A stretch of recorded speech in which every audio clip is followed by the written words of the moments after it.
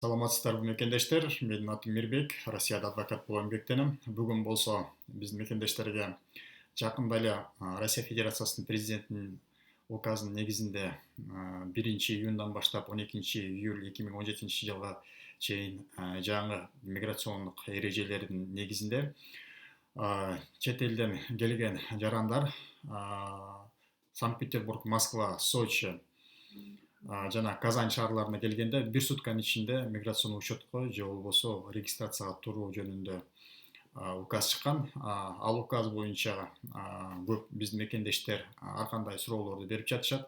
1 сутканын ичинде негизи жетишебизби же жетишпейбизби деген. Ошол суроолорго негизи жооп берейин деген ниетим бар. Чынын айтканда, эгер деген Россияга келатканда пландаштырылып келбесеңер, кайсыл үйгө барып учетко турам, же болбосо кайсыл ишке келгенде мени ошол күнү эмгек келишим түзүп, ошол күнү миграционный учетко алат экенин ошону пландаштырып келбесеңиздер, 1 сутканын ичинде сиздер эч кандай жетишпейсиңер. Бирок ошого жараша мен болсо сиздерге 3 ыкма боюнча айтып бере турган ниетим бар.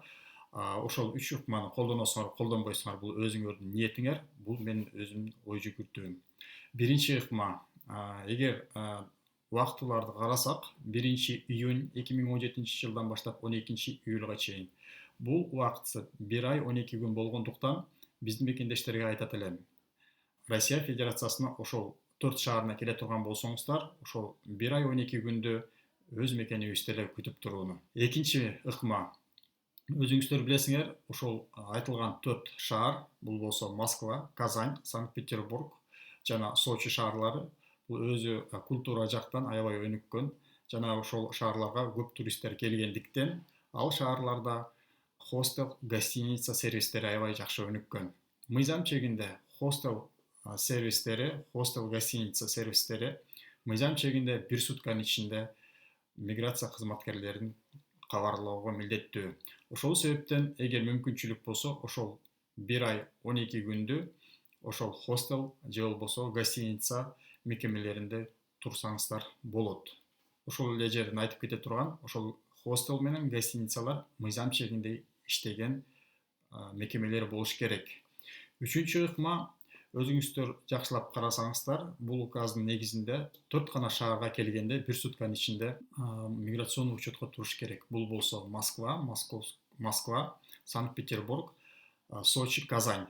Демек, эгер деген ушул маалда Россия Федерациясына келгенге өтө эле мажбур болсоңуздар, сиздер ошол шаарга кирип баратканда же болбосо самолет менен кирип баратканда, миграционный картаңарда, эгер силер Москвага кирип баратсаңар, миграционный картаңарда Московская область деп жазып, акырын кирсеңиздер болот. Анткени бул 1 сутканын ичинде миграционный учетко туруу же болбосо регистрация туруу, бул болсо Москва шаарына гана таандык. Эгер силер деген миграционный картаңарда Московская область деп жазып койсоңуздар, сиздерге 30 күндүк Россия Федерациясында миграционный учетсуз жүрүүгө укугуңуздар пайда болот. Ошол себептен эгер Москвада жүргөндө полицейскийлер текшерип калса, сиздер болсо мындай деп жооп берсеңиздер болот. Россия Федерациясына миграционный картада көргөзүлгөн убактысында келгем. Ошондой эле Россия Федерациясында мен Москвага келген эмесмин. Мен негизи Московская областька келгенмин. Москва шаарында 2-3 эле саат болду биякта жүргөнүмө. Ошондуктан мен болсо ошол указдагы көргөзүлгөн эрежени бузганга таандык эмес болом. Ошондой эле ушундай эрежени башка шаарларда колдонсоңуздар болот. Эгер деген Санкт-Петербургка келе турган болсоңуздар, миграционный картаңарда Ленинградская область деп жазып туруп, Санкт-Петербург шаарында 30 суткадай жүрсөңүздөр болот. Эгер деген полицейскийлер кармап калса, мен негизи келген жерим Ленинградская область, ошол эле жерден жашаган жериңерди же болбосо турган жериңердин адресин бир адресте таап, билип алгыла, тактап сурап калганда, чтоб адашып калбагандай кылып. Бул болсо менин айтып кеткен жөн эле ниетим. Кантип биздин мекендештер 1 сутканын ичинде ошол эрежени бузбаган бир жолу жана андан кийинки өзүңөр полицейскийлер менен өзүңөр кантип алып жүрөрүңөрдү же болбосо кантип сүйлөшөрүңөр, бул өзүңөрдүн өзүңөрдүн берген жообуңарда көргөзүлөт. Саламатта болуңуздар. Сиздер менен Мирбек Столбекович. Рахмат.